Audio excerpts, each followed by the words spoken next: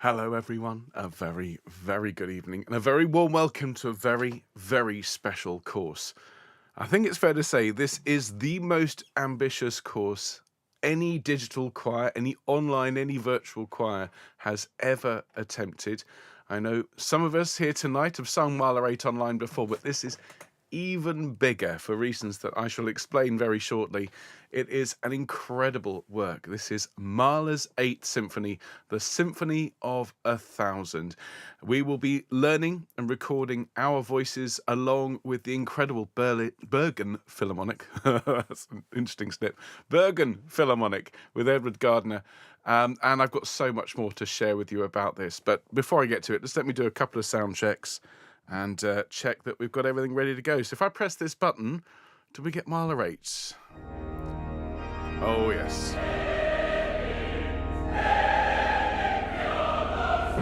Allow me, everyone, to introduce you to your earworm for the rest of the year.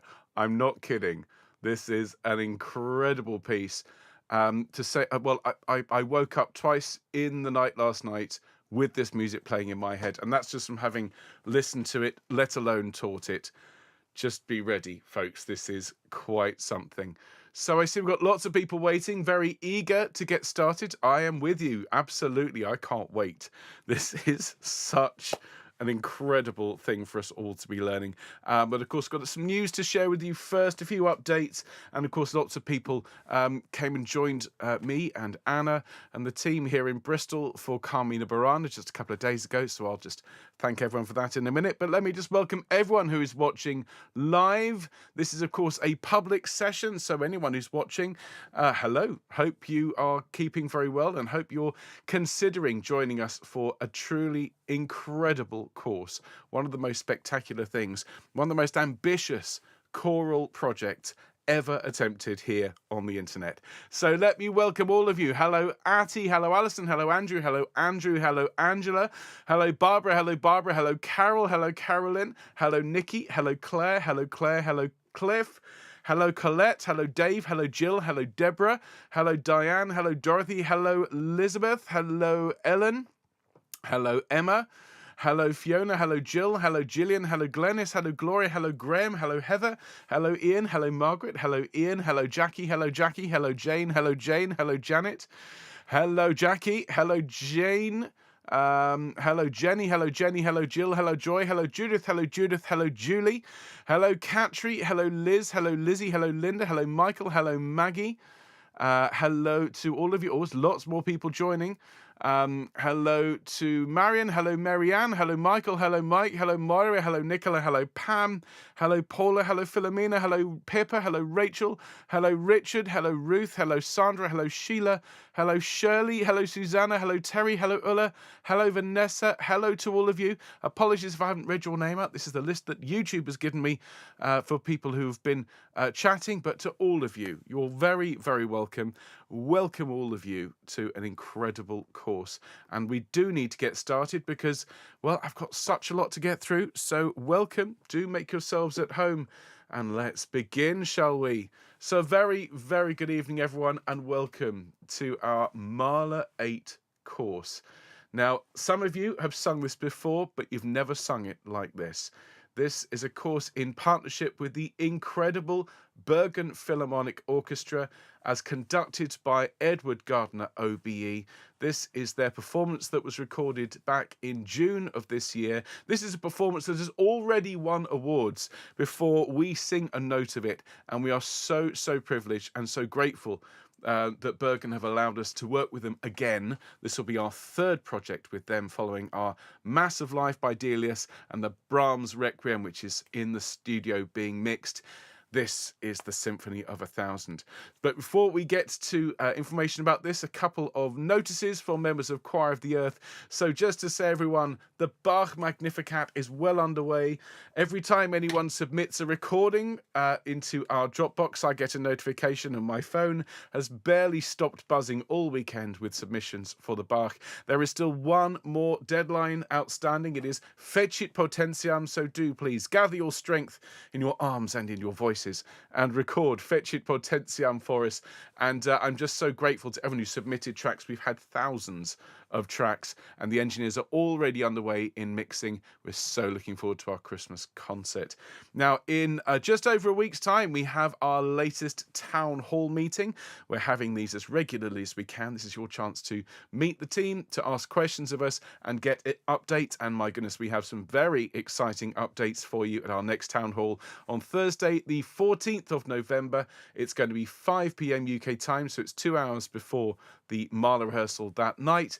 Please do come and join us if you can. There's plenty of space in our Zoom meetings as we have increased the size of the room that we can have. We can have up to 250 individual people joining, so do please join us if you can. If you can't join us live, we will of course share the video with all of you later, but we'll be keeping you up to date as to what's going on. Very exciting things coming your way. Speaking of very exciting things, well, of course, our next event following the fantastic Carmina Burana this past weekend, and let me just thank everyone who came along and supported that. We had well over 100 choristers.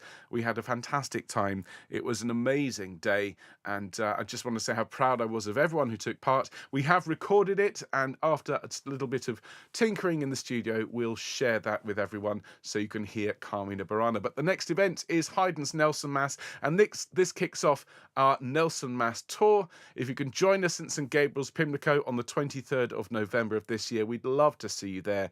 Anna will be playing. We'll have the Fieri consort there singing solos. It's just going to be a fantastic day. We've sold, well, I think 130 tickets nearly, and it'd be great to have some more people come and join us. It's going to be a brilliant day. And of course, next year we shall be taking the Nelson Mass around the UK. Starting with, well, we've got the Isle of Wight, we've got Bath, we've got Norwich, we've got Manchester, we've got Edinburgh, and we'd love to see as many of you there as possible. The more people that come, obviously the bigger sound and the more memorable the day is. So do join us for our events there. Of course, we have the Nelson Mass recording on sale, and we are very grateful to everyone who has bought that. That is £10, with the proceeds going to support your choir. We will be announcing the Monteverdi Vespers that will be going on sale very shortly, and we're going to be offering that in 2 packages. One will be the Vespers on its own, and the other will be that wonderful Nisi Dominus a cappella, which you'll be able to buy as a standalone track. Details of that will follow very, very soon. But of course, the big news about Nelson Mass over the last couple of weeks has been the Eisenstadt trip, and I'm absolutely delighted to say, if you weren't aware, booking is now open. But honestly, folks, places are going very, very quickly. This is a very special trip for those who aren't in the know, to come with us to Vienna and Eisenstadt next year from the 23rd to the 26th of September. We'll be spending time in Vienna rehearsing at a wonderful, wonderful hall which was used previously by Brahms and Mahler. And then we will, while we're in Vienna, we'll visit Haydn's house as part of the package. You get 3 nights bed and breakfast. You get a wonderful welcome meal. Then we go on a coach to the Esterhazy Palace, where we will perform the Nelson Mass with a 24-piece professional orchestra and soloists. So if you would like to join us, you can find the details on the website. We have sold 116 places, and there are only 28 spaces remaining. That is after just over a week on sale. So if you would like to join us, please move quickly. You can pay in installments. Details are on the website, but do please book to avoid disappointment. Now, something else that's underway at the moment is, of course, Around Sound, and this continues this Wednesday after a break of a week. And this will be the classical era of the classical music session. But even if you haven't been joining in so far, you can still, of course, buy a membership for this. You can take part. The first 3 sessions have been recorded, so you can watch them on catch up, and then you can join us live this Wednesday with the classical era. Next week is romantic, and then the final session will be looking at the 20th century, and my goodness, so much incredible music to enjoy. And each week, of course, you get a wonderful little pack which Mark produces, and it's absolutely exquisite. Now, just before we crack on with some Mahler, of course, we're all looking forward to Christmas here, musically speaking, and the Advent calendar begins in just a few weeks' time. And for those of you that are Choir of the Earth members, of course, you know you get to open a little window in the Choir of the Earth Advent calendar, and you get a little present every day. So it's a treat every day just for Choir of the Earth members, beginning on the 1st of December. The Bach Magnificat concert premiere, well, that's going to be on the 20th of December. That's a Friday. And then the Choir of the Earth Christmas is the 23rd of December. We're hoping to have some more premieres for you before Christmas, of course. We're working hard on Quanta Qualia. Mark went along to the studio to watch Laura play the cello and film some behind the scenes footage. So you're going to have a very special video when that's done. And we're working, of course, on all the other tracks that we've recorded so far this year. Now, next year, once we've finished the Mahler, we'll be starting the next Haydn Mass. This will be the Harmony Mass, and that will be beginning on the 20th of January. So much going on. Do make sure you come along to the town hall next Thursday, everyone, because, well, that is the place you'll find out about everything that's going on in the world of Choir of the Earth. But we are here tonight to talk really about one piece, and it's kind of the piece, really. It is Mahler's Eighth, the Symphony of 1,000.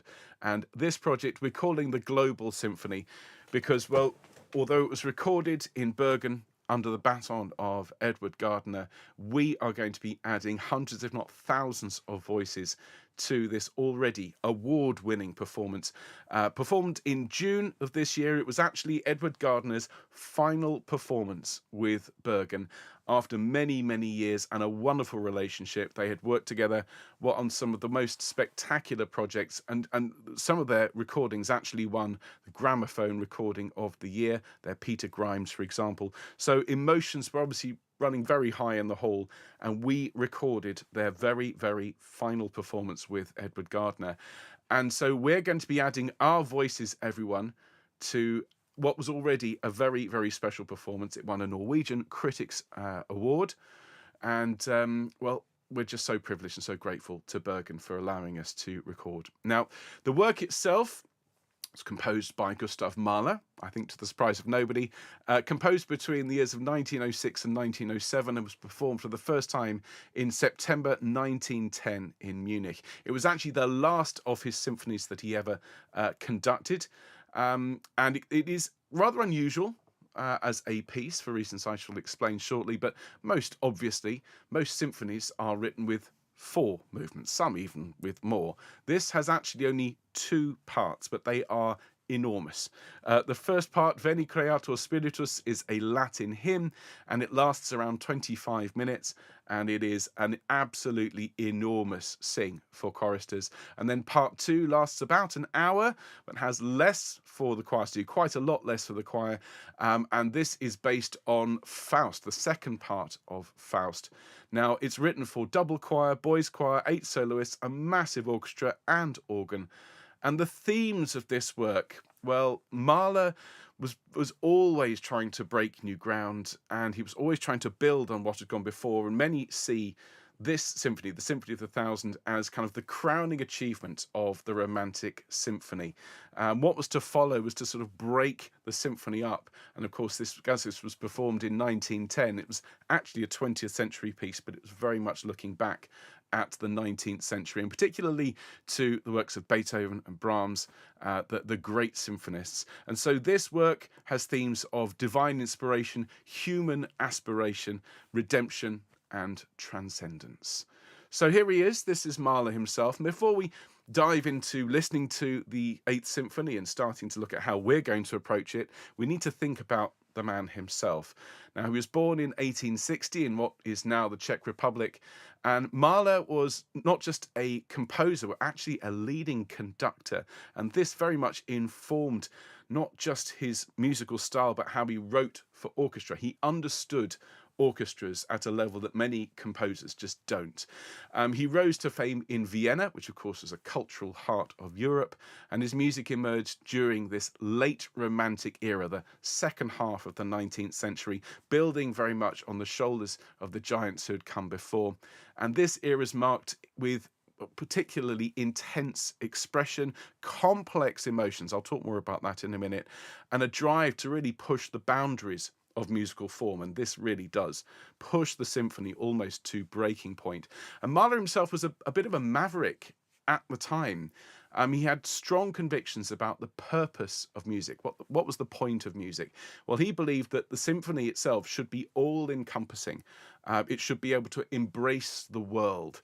And just to take a step aside for a moment, I know some out there have not yet found a way in to understanding Mahler. And if I can share with you my own personal views on how one can approach Mahler, and this may be a way in for you.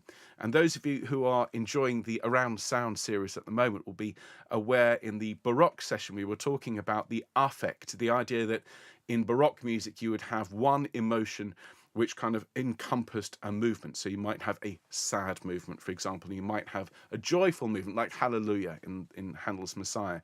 In extreme cases in the Baroque era, you might have two affects where you might go between the two.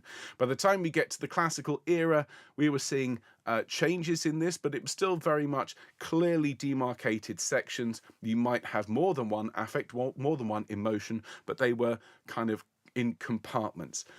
What Beethoven did is he found pathways between these affects so you could change emotions really quite swiftly, but they were still separate emotions. Now, one of the ways that I began to understand Mahler more was to read about an interview that he had with the great Sigmund Freud, where he was talking about one of his childhood experiences. And Mahler was brought up by parents who ran a pub. They ran a tavern.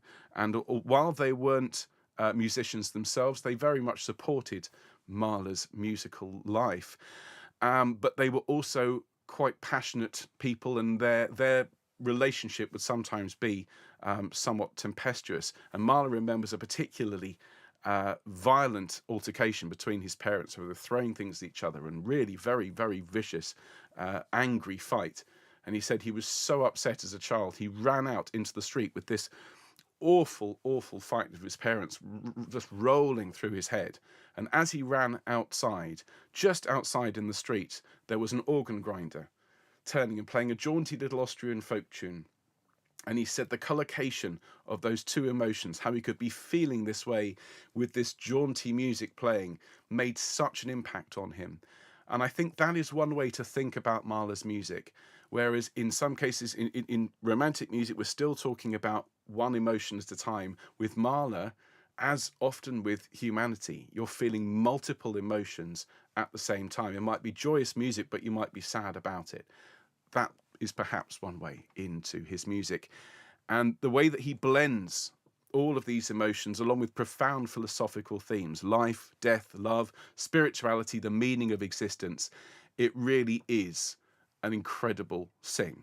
Now, of course, as a conductor, Mahler was meticulous and very, very demanding. He had a reputation for pushing musicians to their limits in pursuit of his artistic vision. And his symphonies are monumental, not just in terms of length, but their emotional impact.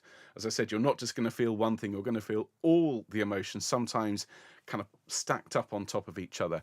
And by the time he composed his Eighth Symphony, he was well aware of the grand scale that he wanted to achieve. And he wrote it with an idea that was both personal and universal, a sort of spiritual testament, if you will, to the unity of all life.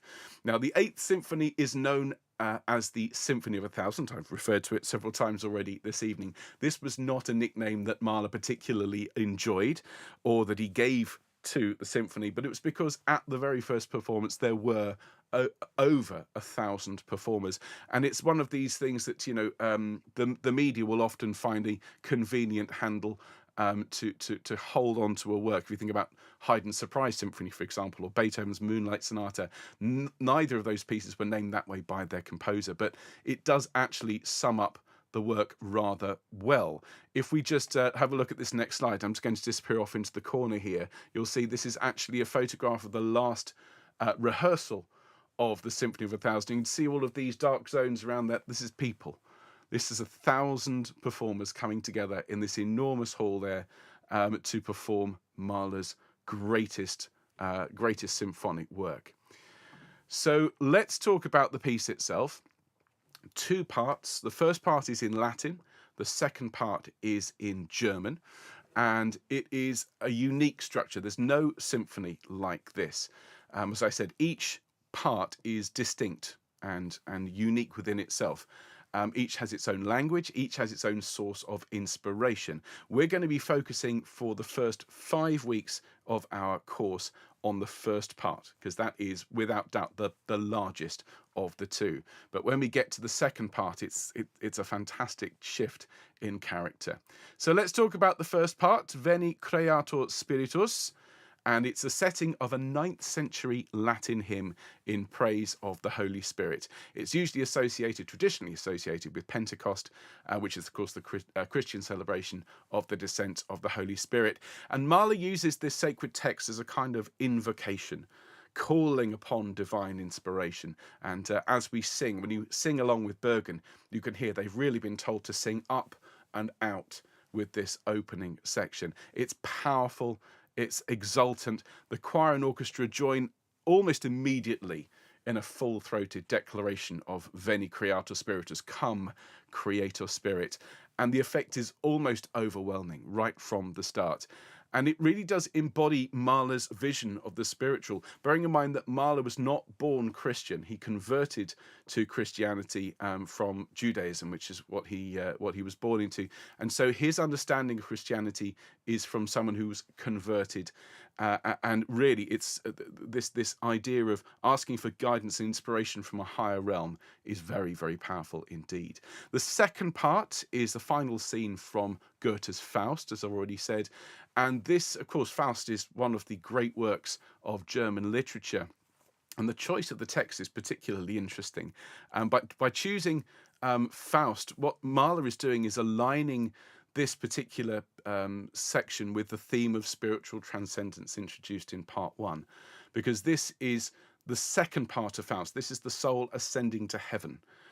So all the dark stuff is taken out, and actually this is looking again up and out, albeit with much more work for the soloists, and the choir are used more sparingly through the majority of part 2, coming together at the end for a grand finale. Now, together these two parts represent a journey from a plea for divine inspiration to a vision of redemption and spiritual fulfillment. It's almost as if Mahler's taking us on a kind of cosmic journey, from a passionate call for enlightenment to a resolution that kind of encompasses the highest ideals of human existence. It really is a spectacular piece, and the more you sing it, the more you will come to love it. Now, there's so much more to tell you about this piece, but I want to get on and listen to it. I want to tell you about the structure of the course that we're going to undertake. So next week, I'll talk more about the historical context of this piece, how it fits into the life of this extraordinary composer. But for now, we need to talk about the course, because we've got lots and lots and lots of music to learn. And I've been referring to this to the team as our 10 weeks of wonder, because this is without doubt the longest course, everyone, that we have undertaken since Elijah. It will be 10 weeks in total. We'll start with part 1. As I'm very fond of saying, start at the beginning, a very good place to start, with Veni Creator Spiritus. And we will look at the first parts over weeks 1, 2, 3, 4, and 5, which will take us from today into December. Now, once we've finished learning part 1, we will look at, for 1 week, at the first section of part 2, which is the Faustus section, and that will be the week beginning December the 9th. Then our 7th week, which is beginning December the 16th, what we're going to do, and this is new, we haven't done this before, we're going to have a complete rerun of the first 5 weeks over 1 week. And so for Monday, for example, in week 7, we will have the full choir rehearsal, soprano, alto, tenor, bass, run throughout the day. And then Tuesday we will run week 2, Wednesday we will rerun week 3, and so on. Now, it's going to be a lot of reruns, and we're going to be trialing a new piece of online software called Watch Together. And this does seem to be a fantastic bit of kit that we will be able to use so that we can come together in a safe online space. It will be private, only open to Choir of the Earth members. There will be live chat. We'll be able to watch previous videos without having to set them up as premieres. And there's an awful lot, I think, to commend Watch Together. So we're going to try it out. We'll try a trial run before then. So keep an eye out on your note from Goethe, as we'll tell you what's going on there. We will also be asking for volunteers, not now, don't volunteer yet, but we will be asking volunteers to be in the moderator's booth to help us run that week. So that is week 7. That's leading up, of course, to our Christmas concert on December 20th. Then after Christmas, we will have weeks 8 and week 9, and this will wrap up part 2. Then we'll start the Haydn Harmony Mass, which of course is going to be our post-Christmas joyous celebration of classical music. But that's not quite the end, because on the week of the 17th to 21st of February, we are going to have another Watch Together week, which will revise all of part 2. So that'll be weeks 6, 8 and 9 will be rerun over that week. And that's a lot to take in, I do concede. So just bear in mind that we'll be sharing all of this with you in your note from Goethe. But just rest assured, we have put a lot of time and a lot of effort into planning and preparing for this course. I'm going to show you something now, which I have to say I'm rather proud of. This is my spreadsheet of wonder, everyone. And I just want you to appreciate the color coding. First of all, this is what Mahler 8 looks like from our point of view. Each of those yellow spaces with an X in, this is one drop box. This is one lot of choir submissions. The ones in green mean we will not be recording a whole track. We might just be recording a couple of bars and kind of punching in. The white spaces are where we're not needed. So you can see part 1 at the top here, there's a lot for us to do. That's why it takes 5 weeks. And then down here, certainly where there's not a lot going on, some of these are very short, and then towards the end there is a lot. Now, I do appreciate that you might be feeling slightly overwhelmed at this point. Do trust us when we say we have put a lot of time and a lot of effort into planning all of this. Some of these sessions are going to be longer than an hour, but we'll let you know when they're going to be longer. And of course, if you can't stay for the full hour for the live session, it's all recorded for you. We've got all of the guide tracks which have been produced by actually strapping a headset mic to 16 of the Bergen choir, and they have just been so kind in letting us do this. Now, I've got something else to share with you before we start listening, because this is so exciting, and we haven't shared this with you yet. I've been wanting to tell you this very special aspect, because of course we're going to be submitting, as you can see, hundreds and hundreds, not thousands of individual recordings. And I wanted, the team, we wanted you to feel a particular connection to Bergen. And of course we have worked with Bergen before, and so we asked if there was any way that we could be in the room, as it were. And I'm delighted to say that Bergen agreed that we could not just record our voices, not just submit our amazing singing to be mixed in with them, but we're going to ask you to send in a headshot, a photograph of yourself. And just as we did with Massive Life, they are going to make a special film of the entire performance. So it won't just be audio, there will be a full filmed performance of Mahler's 8th Symphony with Edward Gardner conducting, and you'll see the choir and the orchestra performing there in the Grieghallen in Bergen, and your faces will be projected on the walls around. And just to remind you what that looks like, I'm just going to play you a little bit of the Delius Massive Life. So this is not the Mahler, but this will show you what the Grieghallen looks like, how well the orchestra play, and if you look around, you will see projected on the walls, after a minute or so, you will see Choir of the Earth faces. So this is what we're going to be doing, but with the Mahler, everyone. Here we go.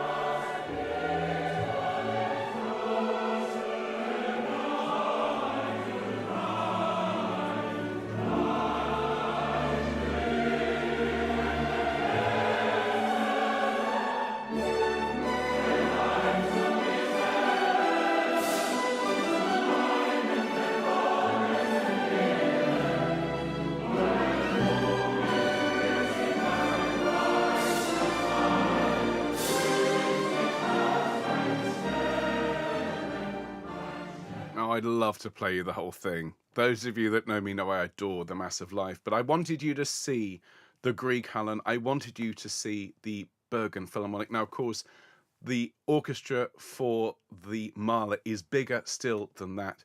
The choir is enormous, but our faces will be in the Grieg Hallen just as they were for the Delius. Again, so grateful to Bergen, who are going to be making this film for us. Now, we will let you know during the course how and when to submit your headshot photos. And even if you don't record, even if you're just here to sing and you're not going to record anything, we still want your headshot photos. If you record a single note, if you please send in your headshots, but we will tell you how and when to do that. So, week one, everyone. Honestly, all the hair stood up on the back of my neck as I said those words. Let's get started. It feels like we're setting out on a journey together. It's one of these epic journeys that we will look back on in January of next year when we bring this course to an end and say, do you remember that first evening there in November when I said, let's get started? Well, here we are. And so this week, our first week, we will be looking at the first two sections of the Mahler. We'll be looking at what I've termed section 1 and section 2, pages 3 to 9 and pages 11 to 23. Now, these are two big sections. If I just go back to my spreadsheet, I'm not expecting anyone to write this down, but you can see up the top, there's lots and lots of yellow here. So that means we have lots and lots of parts to look at.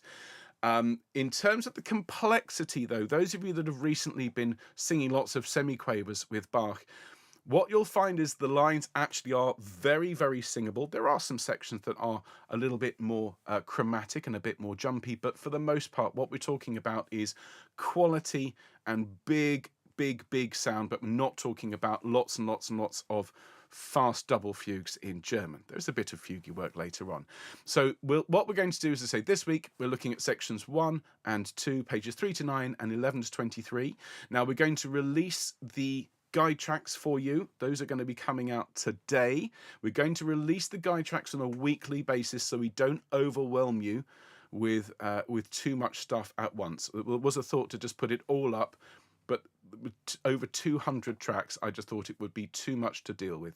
So each week you'll get your tracks to learn along with. The conducting tracks, well, we'll get them out in due course. But I think it's important to say, folks, this is going to be a very big project.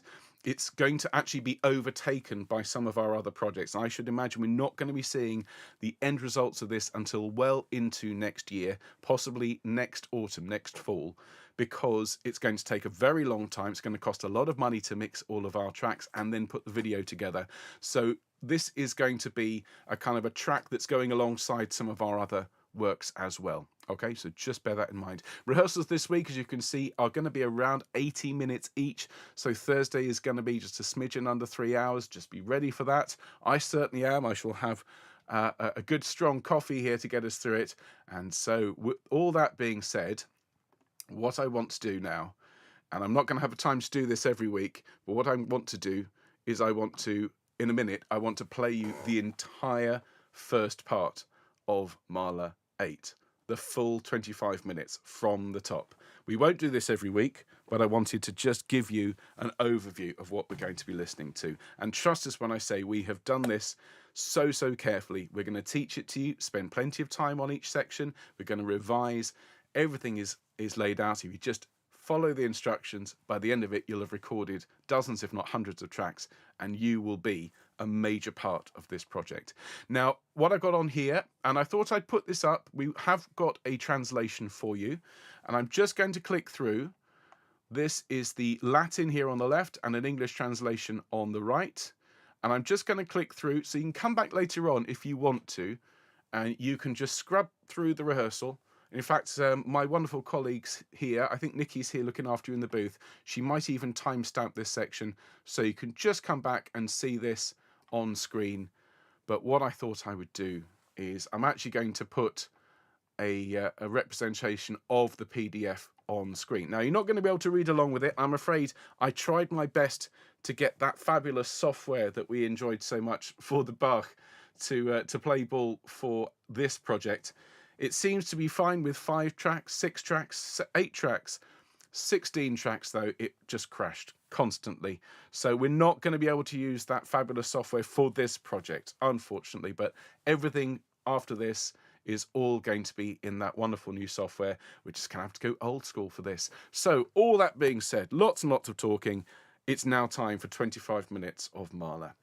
So you'll find this obviously in your PDF. It's page 3 of the score. It's 100 pages, everyone. I'm going to go through it in order here on the screen. So if you lose your place, just glance at the screen and you should be able to work out from the various rehearsal letters whereabouts we are. This is an iconic piece, an award-winning performance. This is our Mahler 8 that we will be singing with.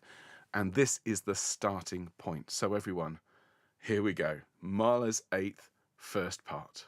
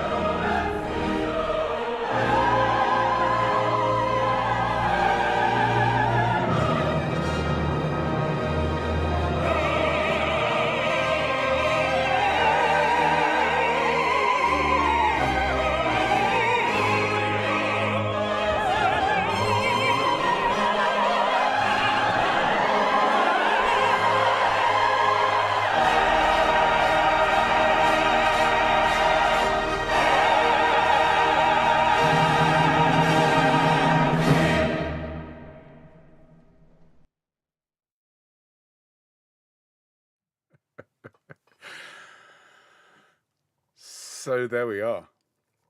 That is the first part of Mahler's Eighth. And what I'm seeing in the live chat as we were listening to that was pretty much what you'd expect for a whole load of people, in many cases, hearing Mahler's Eighth for the first time, or maybe the second or third, maybe you've sung it before.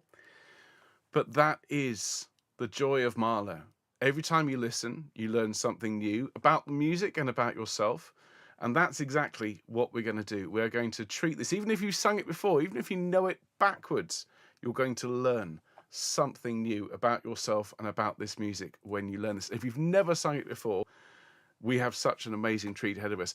I have not conducted this work before for fairly obvious reasons. This is not the kind of thing one generally gets to do, and so it's such a privilege to be able to learn it, but in a completely unique way. We have a world-class orchestra recorded for us, so we have a live performance to base our own singing on. We've got amazing singers who are going to guide us through. We're going to learn each part note by note and record it and add it to that spreadsheet of wonder, for want of a better term. And at the end of it, you're going to be able to listen to a recording of yourself singing in that. And I do know there's people out there saying, I'm not really sure. I don't know if I'm going to find a way in.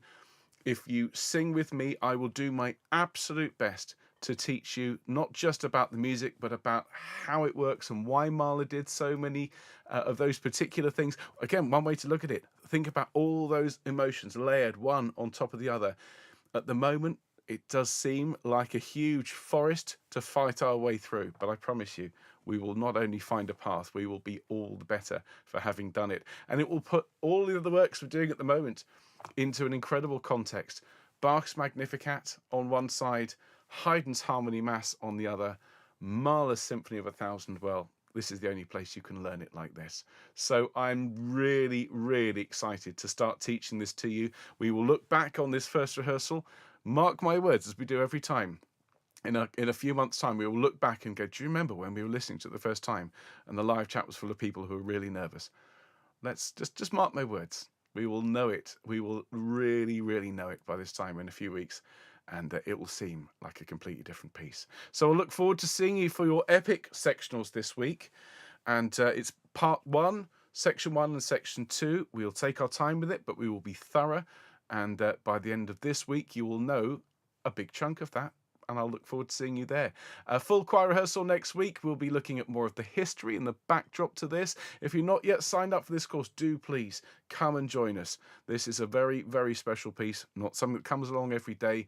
And the end result is going to be historic, frankly. So do come and be part of this and join us if you can. I'll see you very soon, folks. Have a great evening. All the very best. Bye.